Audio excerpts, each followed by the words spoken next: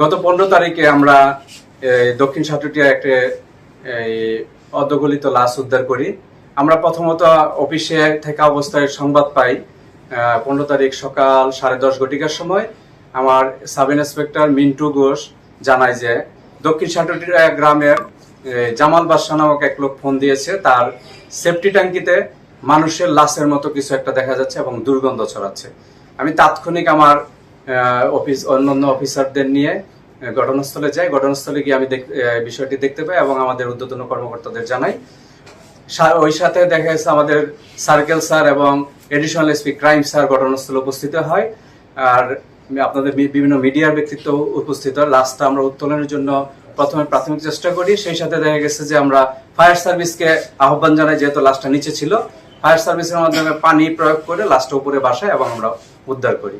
তো লাশ উদ্ধারের পর থেকে যে লাশের প্রথমত কার লাশ এটা শনাক্ত ছিল না, এটা শনাক্ত করার জন্য চেষ্টা করি। এক পর্যায়ে আমাদের 12টার দিকে একজন লোক আসলো ঘাটাইল থেকে, যে আমার নাতির লাশ মনে হচ্ছে দেখি। তো তাদের শার্ট দেখে তারা শনাক্ত করে। এরপরে পর্যায়ক্রমে আব্দুল আলিম নাম ডিসিস্টের, তা আব্দুল আলিমের খালাতো ভাই আসলো, সে শনাক্ত করলো। এক পর্যায়ে আব্দুল আলিমের ফুফু, খালা, মা তারা আসলো, তারা কনফার্ম হলো যে এটা আব্দুল আলিমের লাশ। তারা জানালো গত 12 তারিখে প্রাইভেট পড়ার জন্য ঘাটাইল তাদের নিজ বাড়ি থেকে এই কলেজের উদ্দেশ্যে আসে সকাল 8 ঘটিকার সময়। তো প্রাইভেট পড়ার পর নাকি কালিহাতিতে আব্দুল আলিমের বন্ধু নোমান তার কাছে এসেছিল এবং নোমানের কাছ থেকে ওই জায়গাতে থেকে আব্দুল আলিম তার মাকে ফোন দিয়েছে, নোমানের বাসা থেকে তার আত্মীয় বাসায় যাবে, ফিরতে দেরি হবে। তো যেই আত্মীয় বাসায় যাবে বলেছে, ওই আত্মীয় বাসায় না যাওয়াতে তারা 12টার দিকে 12:30 1টার দিকে ফোন দিচ্ছে, মোবাইল বন্ধ পাচ্ছে। এরপরে দেখা গেছে ওই দিন আর বাসায় ফিরে নাই। না ফিরার কারণে দেখা গেছে যে ঘাটাইল থানায় একটা জিডি করে। আমরা ওই জিডির সূত্র ধরে নোমানের নাম্বার নিয়ে ঘটনাস্থল থেকে আমরা তথ্য প্রযুক্তির কার্যক্রম শুরু করি। ওই কার্যক্রমের এক পর্যায়ে দেখা গেছে আমরা লাশ উত্তোলন সাপেক্ষে ময়নাতদন্তের জন্য টাঙ্গাইল সদর হাসপাতালে প্রেরণ করি। এরপর থেকে আমাদের তদন্ত শুরু হয়।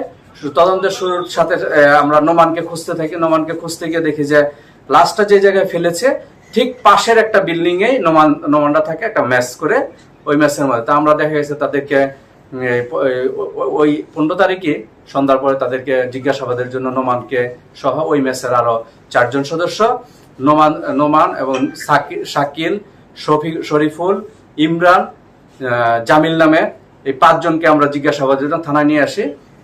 তাদেরকে আলাদা আলাদাভাবে জিজ্ঞাসাবাদ করি। জিজ্ঞাসাবাদের এক পর্যায়ে দেখা গেল যে ম্যাচের নোমান ব্যতীত অন্য কারো এই বিষয়ে কিছুই জানে না। নোমানের বন্ধু এসেছিল, নোমান জানাইলো ওই সময় নোমান যখন তার বন্ধুকে নিয়ে আলিমকে নিয়ে কথা বলতেছিল, শাকিল তাদের গ্রামের বাড়ি থেকে এসে তার ড্রেসটা চেঞ্জ করে আবার কলেজে চলে যায়। কলেজ থেকে তারা নার্সিং কলেজ এবং শাহজাহান সিরাজ কলেজ থেকে তারা 3:30টার পর তারা আসে।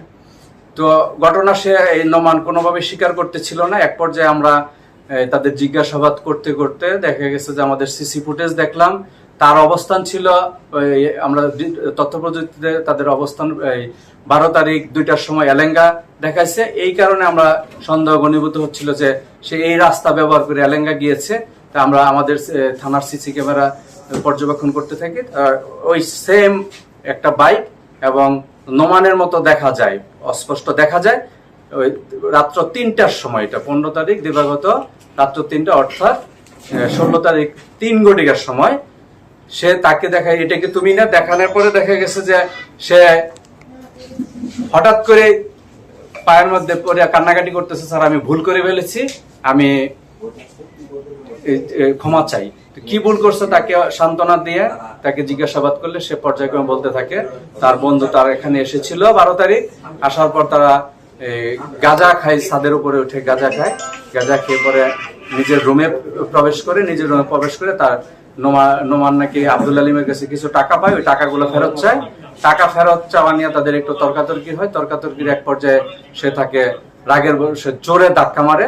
তো ধাক্কা মারার পরে এটা সে ওয়ালের মাঝে লেগে, জানালার ছেড়ে ওয়ালে লেগে তার মাথার মধ্যে প্রচন্ড আঘাত পায়। আঘাত পেয়ে সে ফ্লোরে পড়ে যায়। রক্ত বের হচ্ছে। রক্ত বের হওয়ার পরে এই আব্দুল আলিম অজ্ঞান হয়ে পড়ে। তো নোমান জানায় যে আব্দুল আলিম অজ্ঞান হয়ে পড়লে আমি তাকে হিতাহিত জ্ঞান হারাবে, আমি কি করব, আমি রক্ত চাপাতা ধরি। তো রক্ত চাপা দেওয়ার সময়, মাথার মাঝে চাপাতা ধরার সময় দেখে সে গোংরাচ্ছে। সে মনে করছে যে কেউ জেনে ফেলবে, দেখে ফেলবে। সে একটু হালকা করে নাকে চাপ দেয়।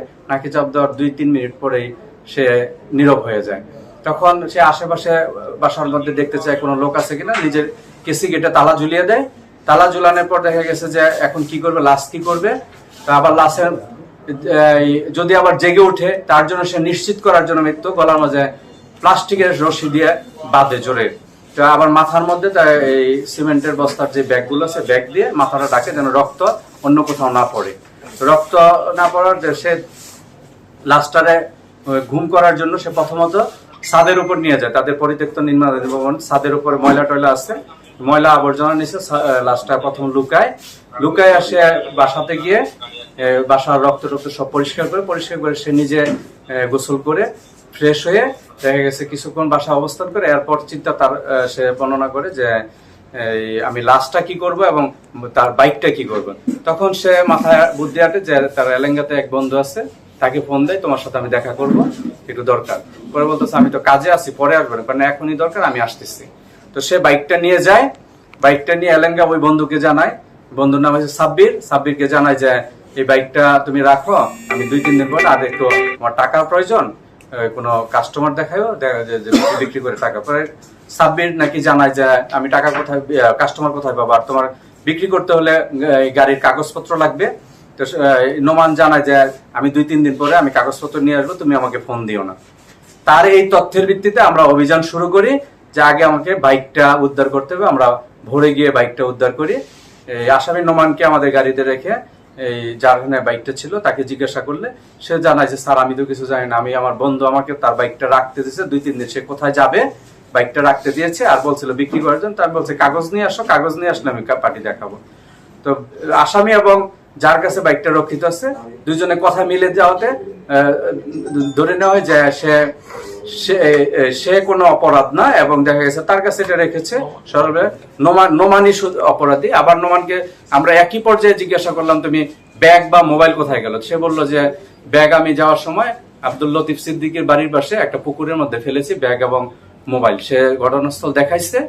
আমরা পরবর্তীতে এটা স্থানীয় ডুবুরির মাধ্যমে তল্লাশি করে ব্যাগটা উদ্ধার করতে পারিনি, কিন্তু মোবাইলটা পেয়েছি। এবং তাকে জিজ্ঞাসা করলাম স্যান্ডেল কোথায় ফেলেছো, স্যান্ডেলটা বললো লাশ যেখানে ফেলেছি এর পাশে একটা জোপের মধ্যে ফেলেছে। তার দেখানোর মতে ওই জোপ থেকে আমরা স্যান্ডেলটা উদ্ধার করি। তো লাশটা সে একা কিভাবে মার্ডার করলো বা ক্যারি করলো এটা জিজ্ঞাসা করতে আমাদের প্রথমত একটু সন্দেহ হয়, একা কিভাবে সম্ভব অন্যকে। সে নির্দ্বিধায় বলেছে আমি একা করেছি, এবং সে টোটাল টাইমটাই খালি অস্থিরতার মধ্যে ছিল সে কখন লাশটা কোথায় সরাইতে পারবে। তার যে মেসের যে আরো 4 জন লোক আছে তারা যখন 10টার পর ঘুমিয়ে পড়ে নিজেদের গেট লাগিয়ে, তখন সে প্ল্যান আঠে যে লাশটা কোথাও নিয়ে যেতে হবে। সে ছাদ থেকে সে কাঁধে করে লাশটা নিয়ে যায়, বাড়ির পিছন দিয়ে রাস্তা দিয়ে যায়। গিয়ে দেখা গেছে যে ওই টাঙ্কির পাশে লাশটা প্রথম নামানোর পর টাঙ্কির ডাকনা খুলে লাশটা ভিতরে ফেলে এই লাশটা গুম করে। তো তার বর্ণনা মতে তাকে আরো আমরা অনেকবার চেষ্টা করেছি যে আরো কেউ জড়িত আছে না। সে বললো যে আমি একাই করেছি, আর আমি এটা উদ্দেশ্য ছিল না আমার এরকম, আমি উত্তেজনাবশত হয়ে গেছে, আমি পর্যায়ক্রমে এই কাজ করেছি। এবং আমি ওই ঘটনার পরে সে নোমান জানালো যে আমি আলিমের মার সাথে 14 তারিখে দেখা করেছি। তারপরে আমি লাশ উত্তোলনের সময় আশেপাশে ছিলাম। তো সে এলাকায় অবস্থান করছিল। এই ব্যাপারে সে আমাদের কাছে যে স্বীকারোক্তি দিয়েছে অনুরূপভাবে সে বিজ্ঞ আদালতেও স্বীকারোক্তি দিয়েছে।